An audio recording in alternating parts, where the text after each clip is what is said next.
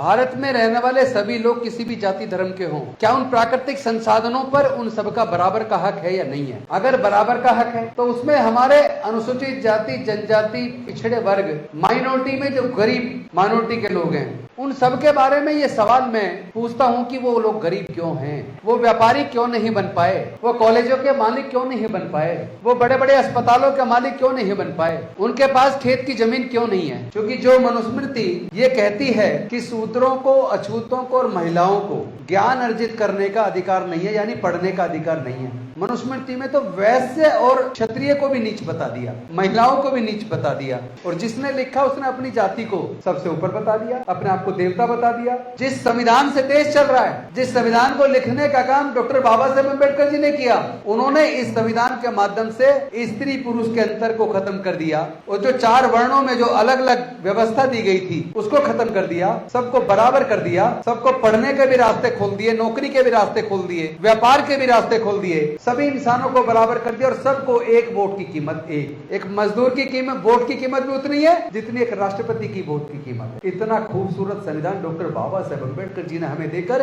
हमारे हजारों साल की गुलामी की जंजीरों को तोड़ दिया। कि ये जो खेत की जमीन है, या नदियां हैं, पहाड़ हैं, जंगल है, जहां से अरबों खरबों रुपया पैदा होता है, नदियों से उत्खनन होता है, पहाड़ों से उत्खनन होता है, जंगलों से उत्खनन होता है, खनिज पदार्थ की खाने हैं, ये सब प्राकृतिक है। सही बात है, गलत है? ये प्राकृतिक है ना। ऐसा तो नहीं है कोई जब पैदा हुआ तो अपनी मां के पेट से लेके पैदा हुआ। तो अगर ये सारी चीजें प्राकृतिक हैं, तो इन प्राकृतिक चीजों में भारत में रहने वाले सभी लोग किसी भी जाति धर्म के हों, क्या उन प्राकृतिक संसाधनों पर उन सबका बराबर का हक है या नहीं है? अगर बराबर का हक है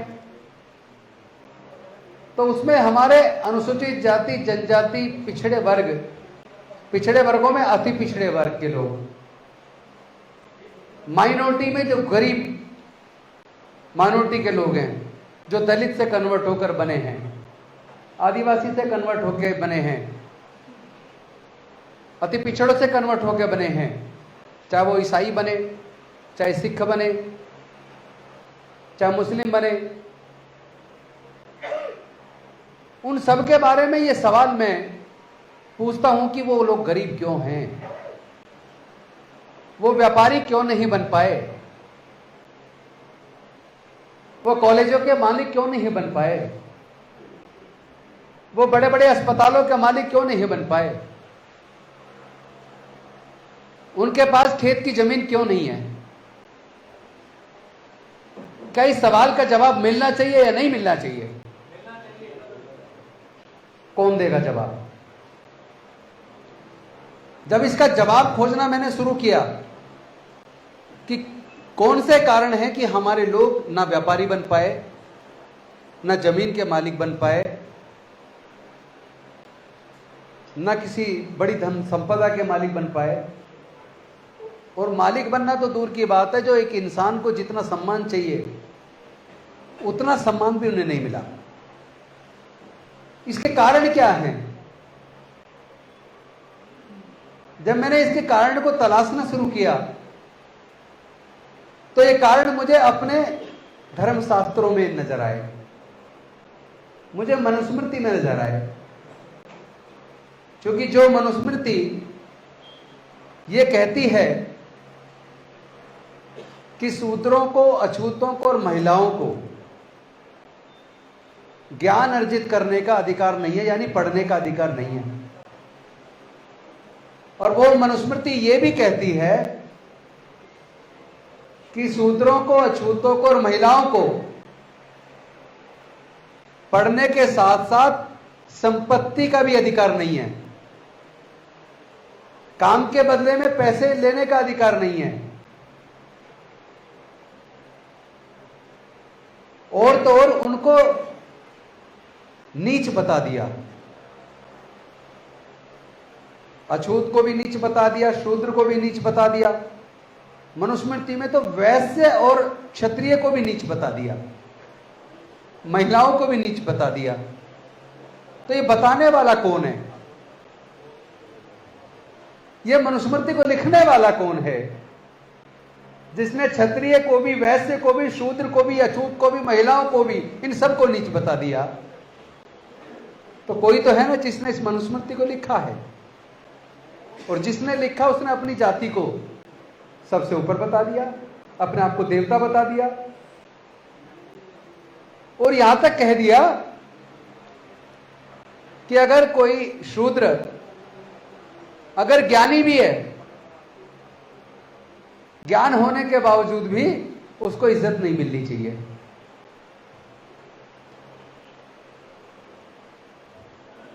और जिस जाति ने अपने आप को देवता बताया, उसके बारे में ये लिख दिया कि अगर वो अज्ञानी भी है, उसके अंदर कोई गुण नहीं है, तो भी वो पूजनीय है। तो सवाल यह पैदा होता है, जो ग्रंथ इंसान को इंसान मानने से इनकार करे, जो ग्रंथ महिला और पुरुष में भेदभाव करे, जो ग्रंथ इंसान को अनेकों वर्गों में बांट दे और पक्षपात करे, क्या ऐसा कोई भी ग्रंथ देश को तरक्की के रास्ते पे ले जा सकता है? नहीं ले जा सकता। उसी ग्रंथ को, उसके अंदर जो कुरीतियां हैं, जो बुराइयां हैं, जो महिलाओं को, दलितों को, पिछड़ों को अनेकों प्रकार से प्रताड़ना की बात करता है, ऐसे ग्रंथ को अमानवीय मानते हुए डॉक्टर बाबा साहेब अंबेडकर जी ने 25 दिसंबर 1927 को अपने कुछ ब्राह्मण साथियों के साथ मिलकर उसको फूंक दिया, उसको आग लगा दी। और आज जिस संविधान से देश चल रहा है,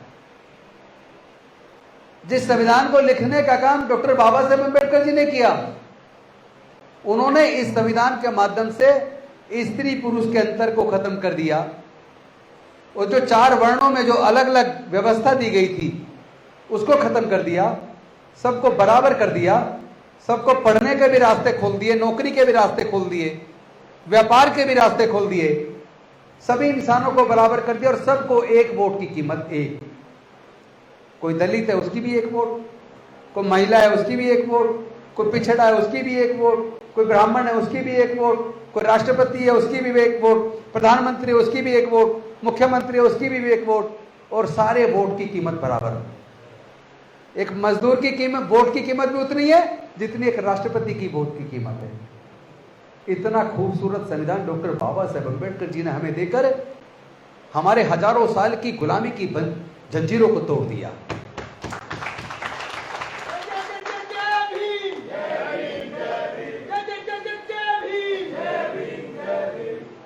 और वो जो मनुस्मृति में व्यवस्था दी थी कि महिलाओं को, शूद्रों और अछूतों को पढ़ने का अधिकार नहीं है, संपत्ति का अधिकार नहीं है, यही कारण है कि हमारे लोग जमीन के मालिक नहीं बन पाए।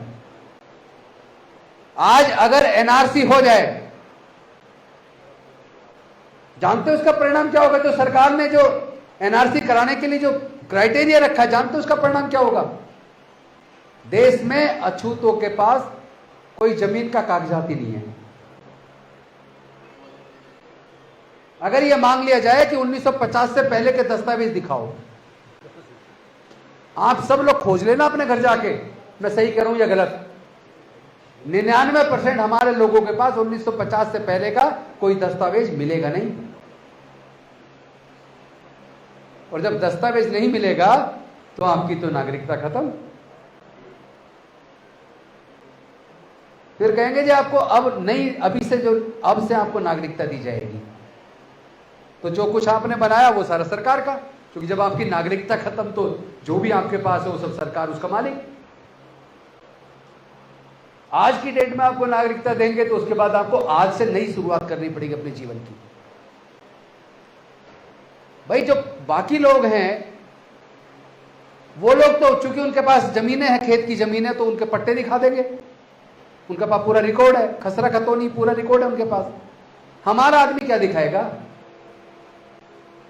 आज सुबह मैं जब वॉक करने गया तो कुछ प्रोफेसर लोग चर्चा कर रहे थे, तो वो कहने लगे कि यार ये सारी झुग्गियां तो टूटनी चाहिए, ये तो अवैध कब्जा करके बनाई है। अब कोई उनसे पूछे भाई तुम्हारे पास ताकत थी, तुमने उस वक्त जमीनें कब्जा ली, किसी ने 400 साल पहले, किसी ने 500 साल पहले, या जो भी राजा था या रियासत का मालिक था वो तुम्हें मनसबदार बना के चला गया, कुछ जमीन तुम्हें दे के चला गया, तो तुम आज अपने आप को मालिक बने बैठे हो। कौन आदमी, इज्जतदार आदमी, स्वाभिमानी आदमी, अगर उसको मौका मिले तो वो झुग्गी में क्यों रहेगा? वो नाले के किनारे गंदगी में छोटी सी झुग्गी बनाकर कोई क्यों रहेगा? उसका मन नहीं करता कि मेरा अपना अच्छा मकान हो, अच्छी जगह पर, अच्छी कॉलोनी में हो। उसका मन नहीं करता कि मेरे बच्चे भी अच्छे पब्लिक स्कूल में पढ़े। उसका मन नहीं करता कि मेरे बच्चे भी व्यापारी बने। उसका मन नहीं करता कि मेरे बच्चे भी अफसर बने। लेकिन सरकार ने, जो सरकार को न्याय करना चाहिए था, वो सरकार ने नहीं किया। जो लोग इमरजेंसी को कोस रहे हैं, आज नरेंद्र मोदी जी और पूरी की पूरी बीजेपी इमरजेंसी को कोस रही है। तो मैं आपको बता दूं, कांग्रेस को खुल के इमरजेंसी के उस वक्त के पहलुओं को जनता के सामने रखना चाहिए।